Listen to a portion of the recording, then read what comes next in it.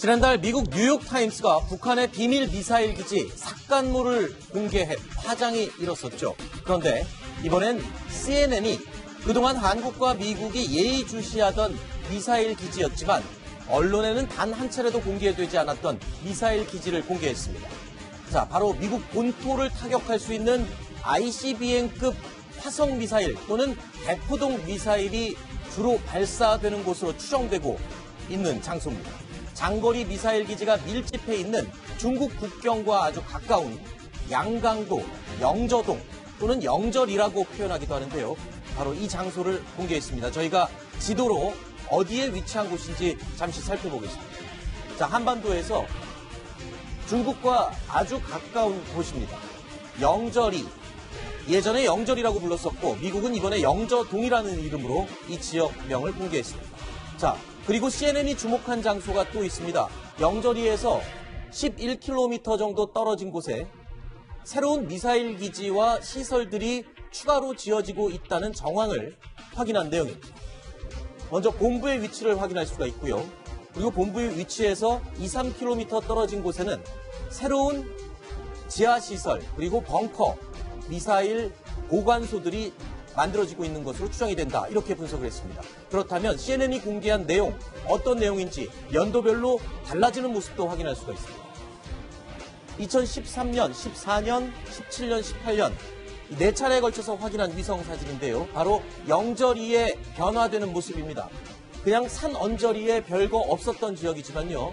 날이 갈수록 해가 바뀔수록 도로가 바뀌고 여러 가지 대형 구조물들이 생겨나는 모습을 확인할 수 있습니다. 또 새롭게 형성되고 있는 미사일 기지 내용도 확인할 수 있습니다. 자, 지하 미사일 은닉 시설들이 여러 군데 포착이 되고 있고요. 또한 차량이 진입 또는 대기할 수 있는 시설도 있고 미사일이 발사될 수 있는 특히 고정식 미사일을 발사할 수 있는 미사일 콘크리트 패드도 위성으로 확인이 됐습니다. 자, 이 내용은 군사위성이 아니라 상업위성으로 확인된 내용인데요. 일단 이 의미부터 짚어보도록 하겠습니다. 조수진 부장, 네. CNN의 보도 내용 핵심이 뭡니까? 그러니까 북한이 영저동 미사일 기지에서 여전히 관련 활동을 하고 있다. 네. 그리고 기지 확장 공사까지 했다. 그러니까 한마디로 이 북한이 북미 회담이라든지 여러 가지 비핵화 약속을 했지만 여전히 관련 활동을 하고 있고 오히려 시설을 확충하고 있다. 네. 이런 내용으로 압축이 되겠습니다. 네. 그러니까 CNN은 지금 입수한 위성 사진을 인용했는데요. 미국 정보당국에서는 오래전부터 이 기지를 파악하고 있었지만 일반에 공개된 것은 처음이다. 이렇게 의미 부여도 했습니다. 그래서 북한이 주요한 장거리 미사일 기지를 확장해왔고 그런 차원에서 이 기지도 장거리 미사일 기지일 가능성이 높다. 이렇게 분석을 하고 있습니다. 그래서 국제학연구소의 연구원들을 인용해서 보도를 했는데요. 이번 위성 사진은 기존 시설에서 조금 전에 설명해드렸죠. 약 7마일, 11km 떨어진 곳에 새로운 시설 공사가 진행되고 있다는 것을 잘 보여주고 있고 북한은 계속해서 비핵화를 약속했지만 끊임없이 미사일 기지를 확대하고 있고 활동도 계속하고 있다. 그러면서 건설 작업은 지난 6월 싱가포르에서 북미 정상회담 이후에도 계속해왔다. 알겠습니다. 그래서 이 핵무기 탑재는 물론 이 장거리 미사일이 미국까지 타격할 가능성이 있다. 이렇게까지 보도를 했습니다. 자, 미국이 지금 이 양강도 일대 미사일 기지에 주목하는 이유가 있습니다. 자, 북한의 미사일 종류가 단거리, 중거리 또는 장거리 미사일로 구분할 때 세 가지 벨트로 구분이 되는데요. 주로 단거리 미사일은 휴전선 인근 지역에 기지들이 집중해 있습니다. 그리고 중거리 미사일은 그 뒤편에 있고요. 그리고 오늘 우리가 살펴보는 양강도 지역, 주로 대륙간 탄도 미사일 등 장거리 미사일이 발사되는 기지가 집중되어 있는 곳입니다. 그렇기 때문에 미국이 중거리, 단거리보다는 미국 본토를 위협할 수 있는 이곳 지역에 집중을 하고 있는 거죠. 그렇죠. 지난번에 삭간몰 이거는 한국이나 일본을 공격할 수 그렇죠. 있는 미사일이 주로 배치돼 있고 요번에 CNN이 보도한 것은 바로 미국을 직접 타격할 수 있는 미사일이 있다는 의미이기 때문에 미국이 CNN에서 아주 작심하고 현재 트럼프 대통령을 직접 공개한 건 아니지만 트럼프 대통령이 현재 김정은 위원장과 하고 있는 회담 자체가 좀 문제가 있지 않느냐. 네. 김정은 위원장의 비핵화 의지 자체가 우리가 믿을 수 없는 거 아닌가? 네. 지금 이제는 우리가 플랜 B를 또 생각해야 되는 거 아닌가? 네. 이런 의문을 좀 제기하고 있는 겁니다. 자, 지금 얘기를 종합해 보면 이 양강도 특히 영절이 인근에 있는 미사일 기지에서는 미국 본토를 위협할 수 있는 미사일도 충분히 발사할 수 있는 곳이란 건데 그렇다면 여태까지 김정은이 트럼프 대통령을 속였다는 겁니까? 일단 두 개의 합의가 존재하지 않습니까? 지금까지 북미 간에 네. 트럼프 대통령 정부 들어서 6월에 했던 싱가포르 선언, 그때 합의가 존재하고 또 9월에 평양에 우리 문재인 대통령이 방문했을 때 했던 그 평양 선언 두 개의 합의가 존재하는데 엄밀히 따져보면 두 개의 선언에는 미사일을 폐기하겠다 이런 이야기는 들어있지는 않습니다. 네. 다만 포괄적으로 핵을 포기하겠다 이런 강력한 의지를 표명하지 않았습니까? 네. 그런데 핵을 개발하면 핵을 개발하는 이유는 바로 그걸 날려보내기 위한 거 아니겠습니까? 그렇기 네. 때문에 핵과 미사일을 결합해야지 비로소 무기로서 전략적 가치가 있는 거잖아요. 그렇기 때문에 당시 했던 선언들이 핵과 미사일을 같이 결합한 내용이다. 이렇게 보는 게 미국 조야의 어떤 권위적인 해석이라고 볼 때 이번 북한의 미사일 활동 계속해서 미사일을 개발하고 있는 것 이건 트럼프 대통령을 속였다. 이런 평가가 나올 수도 있겠습니다. 또 한 가지, 지금 북미 간의 협상 중에 또는 앞으로 있을 미국으로부터 어떤 제재 해제 조치를 더 많이 얻어내기 위해서 이러한 시설물들 또는 핵 관련 시설들을 계속 늘려가거나 보유하는 것을 유리하다고 판단하는 것, 이런 가능성도 있습니까? 그렇습니다. 어쨌든 현재는 이제 교착 국면 아니겠습니까? 네. 그렇기 때문에 다시 한번 만남의 시점이 과연 내년 1월에 되느냐 2월에 되느냐 이걸 가지고 줄다리기를 하는 그런 상황 아니겠습니까? 그렇기 때문에 북한의 입장만 가지고 본다면 북한으로서는 그 사이에 무력을 증강해서 자기네들 몸값을 이 정도 올려놓으면 협상에서 뭔가 유리한 위치를 점할 수 있다 이런 판단을 하고 있는 것 같습니다. 줄 게 많을수록 얻을 것도 많다 이런 계산을 하는 것 같은데 또 한 가지, 종국에는 미국과의 협상이 결렬될 것을 대비하는 그런 움직임일 수도 있다라는 분석도 있던데요. 그렇죠. 그게 아주 복합적입니다. 네. 지난달에 미국의 중간선거가 있었고 중간선거 직후에 트럼프 대통령이 시간에 구애받지 않고 북한의 그 비핵화 문제를 현재 다루겠다라는 의지를 보였죠. 그때 7번이나 같은 말을 했습니다. 네. 그 얘기는 현재 트럼프 대통령이 앞으로 재선까지는 2년의 긴 시간이 남았기 때문에 그렇게 촉박하게 북한 문제, 비핵화 문제를 다루지 않겠다는 얘기를 했기 때문에 김정은 입장에서는 굉장히 초조합니다. 그래서 어떤 주장을 우리가 판단할 수 있는가 하면은 시간이 미국 편이 아니다. 네. 우리가 계속해서 핵 능력 그리고 미국을 타격할 능력을 계속 우리가 확충해 나가기 때문에 네. 결코 미국 편이 아니라는 걸 보여주기 위해서 현재 미사일 능력을 계속해서 강화시키고 나가는 것이고 그다음에 또 미국 조야에서 민주당이 현재 그 힘을 가지고 있기 때문에 트럼프 대통령이 마음대로 북한과 합의를 할 수도 없는 그런 부분이 있으니까 네. 일단은 플랜 B로서 자기네가 만약에 협상이 실패하게 되면 알겠습니다. 미국을 공격할 수 있는 능력을 네. 더 과시할 필요가 있다 이렇게 생각을 한 것 같습니다. 자, 이런 상황을 우리 국방부는 알고 있을까요? 자, 국방부는 미국 CNN의 영조동 미사일 기지 보도에 대해서 이미 다 알고 있었고 감시 중인 곳이다라는 입장을 오늘 밝혔습니다.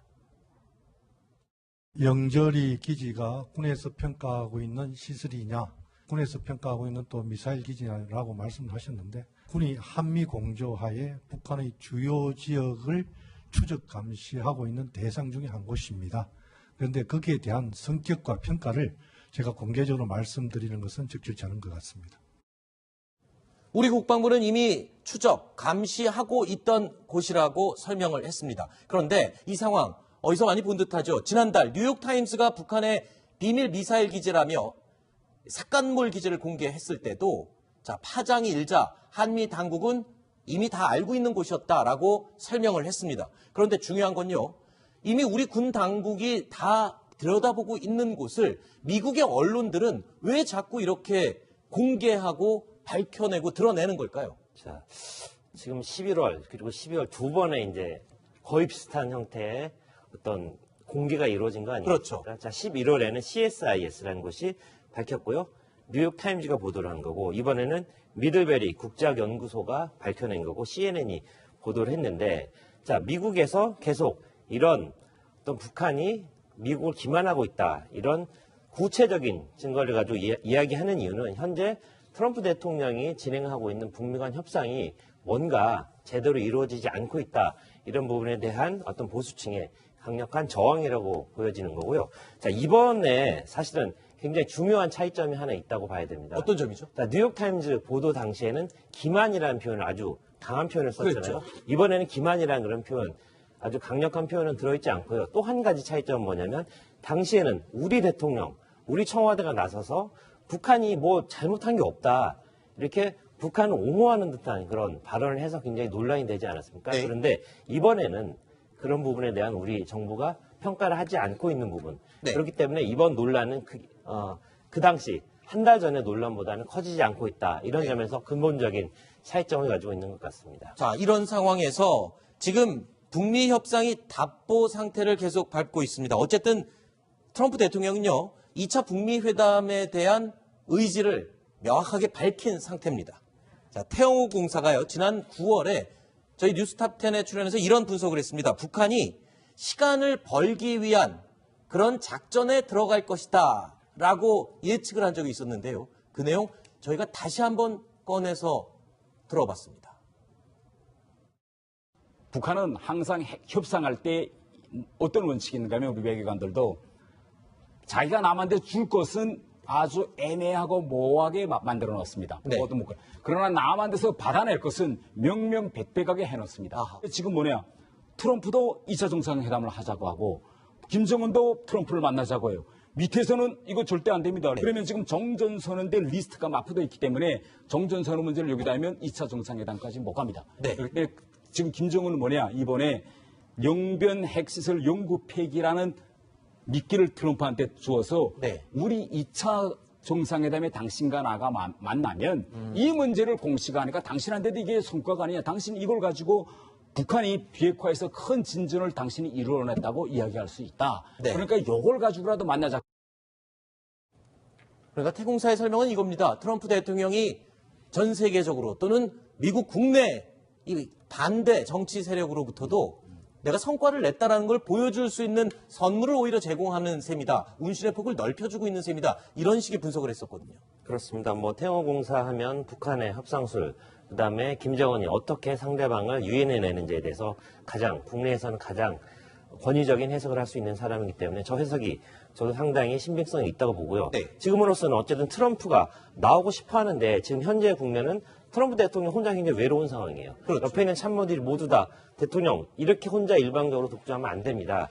이게 바로 지난 중간선거의 메시지 아니었겠습니까? 그렇죠. 그렇기 때문에 트럼프 대통령이 마지못해서라도 나올 수 있는 그런 명분을 줘야 되는데 그걸 김정은이 영변 핵시설이라는 아주 매력적인 카드를 통해서 한번 끌어내고 싶다. 이런 국면 아닌가 싶습니다. 네. 그러니까 우리가 9.19 남북 평양 공동선언이 있었지 않습니까? 네. 거기에 보면 분명히 영변 핵설에 대한 폐기 문제가 나옵니다. 그러니까 김정은 위원장 입장에서는 미북 정상회담 때 내놓을 카드를 먼저 남북 정상회담 때 먼저 카드를 내놓은 것입니다. 네. 내놓은 것이거든요. 그래서 태영호 공사는 어떻게 평가했냐면 그것 자체만 가지고도 미북 정상회담 이루어질 수 있다고 이제 본 것이고. 네. 그러면 문제는 여기서 영변 핵설 폐기를 김정은이 하려고 그러면 미국이 뭔가 줘야 되는데 제재를 일부 완화해달라는 것이죠. 네. 근데 미국 입장에서는 현재 말은 비핵화가 완료될 때까지 절대로 대북 제재를 해제하지 않겠다 얘기를 하고 있지만, 네. 근데 미국 내에서 움직이는 걸 보면은 아무것도 안 줘가지고는 2차 정상회담이 그렇죠. 안 될 것 같거든요. 그래서 나름대로 제재 해제를 일부 하려는 거 아닌가 이런 생각이 듭니다. 네. 자, 이번 북미 2차 정상회담이 이루어진다면 이 자리에서 영변 핵시설 공개와 함께 제재 해제까지도 충분히 이루어질 수 있다라는, 즉 빅딜이 성사될 가능성이 높아 보인다는 분석이 지금 나오고 있는 거죠. 그렇죠. 그래서 태공사가 지적했듯이 줄 것은 애매모호하고 받을 것은 명확히 받는다. 지금 북한이 던지고 있는 영변 핵시설은 북한 전체 390여 개 핵시설 중에서 15개의 주요 시설이 영변에 있습니다. 네. 그러나 사실 더 싱크탱크라든지 핵심 시설은 평성, 핵무기 연구소라든지 국방과학원이라든지 거기에 더 밀집이 되어 있습니다. 네. 그러니까 어떻게 보면 영변 지난 2007년에 냉각탑 폭파하듯이 영변은 상징적으로 폭파시키면서 나머지를 북한이 이제 감추려고 하는 이런 전략으로 나올 수 있기 때문에 네. 이것을 북한이 이제 빅딜로 생각할 수 있습니다. 아하. 그러나 미국이 과연 그걸 빅딜로 받아들이느냐 이것이 또 변수가 되는 것이죠. 그렇군요. 자, 이런 가운데 북한이 뜬금없이 유튜브에 영상을 하나 공개했습니다. 1시간 반짜리 다큐멘터리 영상인데 이 내용을 보면요. 그 안에는 무려 22년 전 강릉 잠수함 무장공비 침투 사건을 담고 있습니다. 다큐멘터리 내용, 어떤 내용인지 그 부분을 확인해 보시죠. 경냐는 원순이며 그 품에서 20여 년 전 온 세상을 놀려왔던 강릉의 자폭 영사들, 수십만에 달하는 적들의 포위 속에서도 굴하지 않고 용감히 싸우다 희생된 25명 전사들의 영웅적 위호는 오늘도 빛을 뿌리고 있습니다. 살인이냐 죽음이냐 생사를 판가리하는 최고의 시각에 그들이 주저없이 택한 그 길, 돌파할 가능성은 없다. 저런 자폭을 각오함. 장군님 안녕을 받아. 김정일 장군 만세! 자, 이런 내용을 무려 22년 전에 잠수함 침투 사건, 지금 유튜브에다 동영상을 올렸어요. 네. 사실 북한에서는 인터넷이 금지되어 있기 때문에 주민들이 보려는 목적은 절대 아닙니다. 그렇다면 외부에 알릴 목적인 것 같은데, 글쎄요. 이게 지금 원래는 지난해 조선중앙TV에서 방영됐던 내용을 유튜브에 뜬금없이 올린 겁니다. 그러니까 한마디로 대외용으로 네. 유튜브 시위를 벌였다. 이렇게 볼 수가 있겠습니다. 1시간 6분 21초짜리 다큐멘터리를 올렸는데요. 네. 이것은 내용을 보면은 22년 전에 강릉에서 자폭한 사람들을 용사들 아하. 이렇게 칭을 하면서 수십만에 달하는 적들의 포위 속에서도 굴하지 않고 용감하게 싸우다가 희생된 25명 전사들의 영웅적 위훈이 오늘 또 빛을 뿌리고 있다. 이렇게 하면서 영웅이라고 지켜세운 거죠. 네. 그러니까 이 지금 비핵화 협상도 있고 우리와의 화해 모드도 있지만 언제든지 도발을 할 수 있다. 이렇게 압박을 하고 있는 겁니다. 제가 이 당시에 군 생활을 할 때였습니다. 그래서 일부 부대에 실탄이 지급되고 저희도 비상대기 상태에서 모든 휴가 갔던 동료들이 다 복귀하는 이런 상황이었는데 하태경 부장도 이때 생생하게 기억이 나시죠? 네, 제가 95년도에 신문사에 들어왔고 정부장하고 동기입니다. 네. 96년에 그때 여름 휴가를 제가 강릉으로 갔어요. 근데 네. 마침 딱 그때였어요. 그래가지고 굉장히 삼엄한 상태에서 굉장히 저 역시도 휴가를 갔는데 굉장히 공포에 떨었던, 매일매일 어떤 사건이 계속 발전이 이루어지고 또 사망, 총격 이런 것도 이루어지기 때문에 굉장히 네. 어떤 전시 이런 방불케 하는 그런 느낌이 있었고요. 68년이죠. 1.1. 그때 김신조 일당의 청와대 습격 사건 이후에 가장 강력한 어떤 총격전 같은 것들이 벌어졌던 그런 끔찍한 기억이 납니다. 이 당시에 대부분 사살됐는데 우리 군도 목숨을 잃은 병사가 있었어요. 그렇죠? 민간인 포함해서 상당수 사상자가 발생했었죠. 네, 그렇습니다. 저는 이 사건 취재 기자였습니다. 아, 그래요? 네. 그런데 이 사건이 간단히 정리가 안 되고 무려 49일간 동안 이어졌습니다. 네. 그러니까 지금 기억에도 이 북한군이 도주하면서, 일부는 도주하면서 네. 이 능선을 따라서 쭉 따라갔고 우리 군도 추격을 했는데 이 과정에서 우리 군도 목숨을 4분인가 잃었고요. 네. 저는 그때 놀랬던 게 도주하면서 북한군이 쏜 총탄이 아마 지금 오모대령으로 기억이 나는데 네. 그분 같은 경우는 심장을 관통을 당했습니다. 네. 그래서 야, 북한군이 이 도주하면서도 이렇게 사격에 능할까? 네. 예, 정말 전쟁이 나면 큰일이겠구나 이런 생각도 해봤고요. 또 한 가지는 당시에 해안가에 49일 동안 진돗개 하나가 발령이 됐는데 네. 이 여기자들이 굉장히 그때 적었습니다. 네. 그래서 여기자들 중에 이 진돗개 하나를 해석을 못 해가지고, 그러니까 아하. 우리 군의 최고 경비 태세인데 그렇죠. 이 보고를 누락해서 굉장히 아하, 그 난감했던 해당 언론사에서 네. 저는 기억나는 심할서를 쓴 그런 일도 있었습니다. 기억나는 게 이 당시에 이 사건 전까지만 해도 모든 병사들의 계급장은 노란색이었거든요. 근데 야간 전투에서 그 노란색이 마치 표적처럼 너무 잘 보여서 식별되죠. 이 사건을 계기로 계급장의 색깔이 검정색으로 모두 바뀌었던 그런 기억이 납니다. 자, 당시에 김정일은요, 남한에 표류한 무장 공비들을 데려오라고 지시를 했었습니다. 자, 북한 군부가 100배, 1000배 복수하겠다라면서 아주 뼈아파했던 그런 사건이었습니다.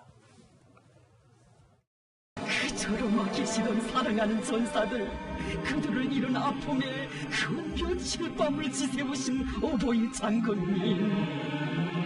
강릉 전사들의 모습이 자꾸만 눈에 오려와 잠을 이룰 수 없다고, 그들의 시신을 적들에게 그대로 내맡겨두고서는 가슴이 터지는 것만 같아 견딜 수 없다고 하시며, 그들을 조국의 품으로 데려오기 위한 대작전을 펼치시고 직접 지휘하신 우리 장군님이시였습니다. 북한이 재래식 잠수함의 전력이 아주 강한 상태로 지금 알려지고 있는데, 미국도 사실 북한의 재래식 잠수함 전력을 무시 못하고 있죠. 자, 이런 시점에서 잠수함 발사 탄도미사일 SLBM이죠. 지금 북극성 3형까지 개발한 것으로 알려져 있는데, 바로 이런 점들을 염두하고 미국을 압박하기 위해서 뜬금없이 22년 전 잠수함 사건을 지금 꺼낸 건 아닌가, 이런 생각도 들거든요. 어떻습니까? 네. 제가 볼 때는 뭐 여러 가지 목적입니다. 세 가지 목적인데, 네. 하나는 대남 메시지도 하나 있어요. 뭐냐면, 만약에 대미 관계가 잘 풀리지 않으면 대남 도발을 할 수 있다는 그런 아하. 협박도 하나 하고, 네. 또 대미 관계에서는 만약에 비핵화 문제가 꼬이게 되면은 당신들이 우리를 뭐 군사적으로 압박한다 그러는데, 우리도 얼마든지 당신들을 공격할 능력이 있다라는 것을 또 보여주는 것이고, 또 하나는 현재 저게 그 무장 공비들이 죽었지 않습니까? 네. 중국을 김정일이가 굉장히 이렇게 찬양을 하는 모습이 보이죠. 이것 자체가 뭐냐면, 우리 체제에 충성을 다하게 되면 영으로 다 만들어준다. 아하. 그리고 이 국내에 있는 그 종북 세력한테도 메시지를 주는 겁니다. 아하. 우리 김치 체제에 대해서 이렇게 충성을 바쳐라. 그리고 그 자체가 총폭탄 정신, 자폭 정신이다. 이렇게 이제 메시지를 주는 겁니다. 네. 지금 남북 간에는 이제 저 서해 쪽, 주로 이제 침투 루트가 서해 쪽 아니었겠습니까? 서해 쪽에 대해서 평화 수역을 하겠다고 지금 이미 선포를 한 상태고요. 그렇죠. 자, 80km, 50km. 전체적으로는 뭐 거의 균등하게 했다고 하지만 그 부분에 대해서 이제는 평화 수역을 하겠다. 네. 이런 이야기를 한 상태인데요. 그런 그러니까요. 와중에 저런 영상을 보낸 건 우리가 언제든지 이 판이 흐트러지고 여기서 문제가 생기고 남북 합의가 잘 이루어지지 않으면 우리는 언제든지 다시 과거로 돌아갈 수 있다. 아하. 자, 그런 정확한 예가 바로 강릉 무장 잠수정 침투 사건이다. 이런 부분을 다시 한번 리마인드, 다시 한번 일깨워주는 그런 효과도 있다고 보겠습니다. 안 박사님도 비슷한 생각이실 것 같아요. 북한이 지금 이 시점에서 뜬금없이 저렇게 22년 전 사건을 대외적으로 유튜브에 널리 알리는 걸 보면 이런 의도가 다분하겠죠. 그렇죠. 저 당시 저 잠수함의 소속은 북한군 충참모부 정찰국 소속이었고, 네. 바로 그 정찰국장이 그 당시 김대식 중장, 김격식 대장의 동생이었습니다. 네. 그러니까 지금 저렇게 자폭정신, 뭐 공화국용 이런 걸 강조하는 거 보면 쭉 앞서 설명하신 전문가들 외에 또 다시 뭔가